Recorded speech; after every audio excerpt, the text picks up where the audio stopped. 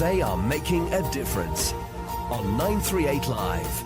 The Risis Singapore Storytellers Collection was curated to mark Singapore's 50th birthday. The collection is of handcrafted limited edition pendants where each pendant represents a key milestone of our growth since 1965. All proceeds from the collection will go towards community chest, and all funds raised by the end of the year will be matched dollar to dollar by the government. 5 top personalities make up the storytellers, and we caught up with one of them, Anita Kapoor.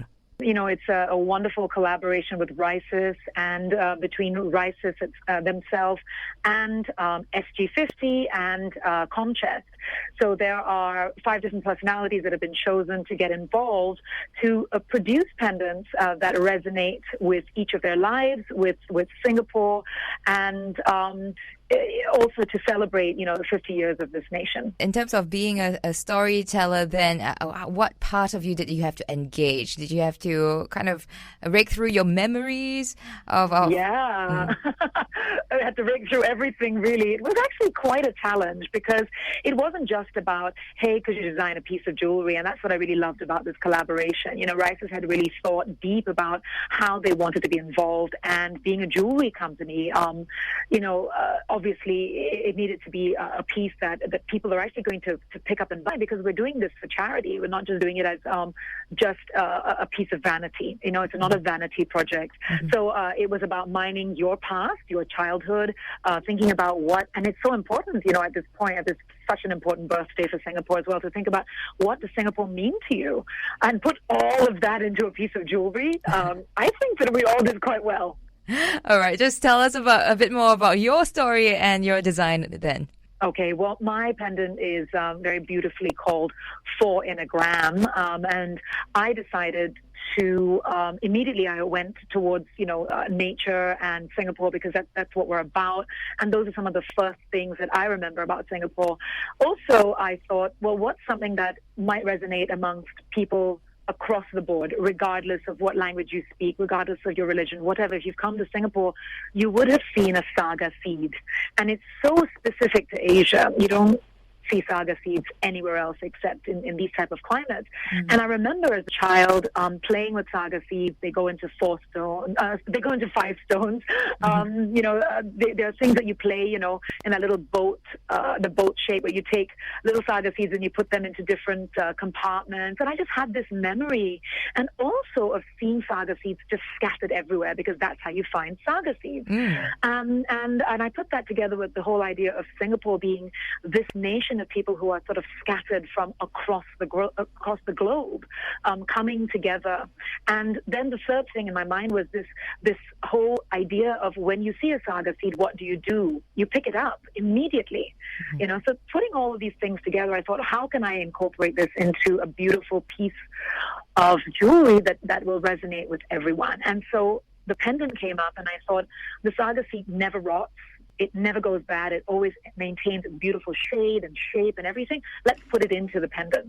And that's how it came about. So that's a beautiful story. It's a great story, but I got to tell you why it's called 4 in a gram, because that's the best part of the whole thing. There's 4 pieces of saga seed in every single pendant, because in the past, the saga seed was actually used as a weight and measure for gold and silver. Mm. So there you go. Fantastic. Did you have to do research to come up with this idea? So much, because everybody kept getting mixed up between saga seeds and other seeds and angsana trees and all of those things. So it was really, I thought, my God, have I got it wrong? Did I get the right seed? Did I get the right tree?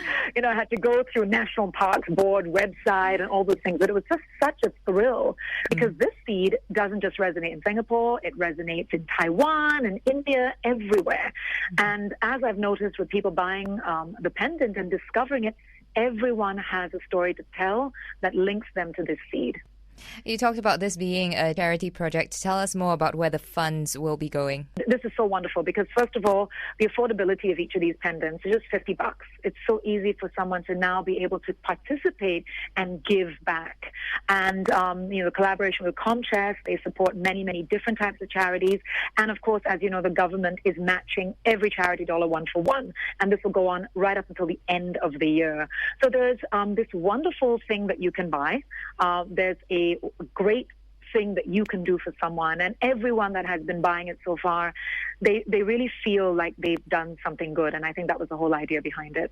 I have to ask, Anita, is there a sort of competition going on between you and the other storytellers about who can sell the most? Well, I don't know if there's an official competition. No, there isn't. Each pendant, I encourage everyone to go and have a look at all of the pendants. 3 have been released so far, and they are all so very individualistic, just like everyone's story.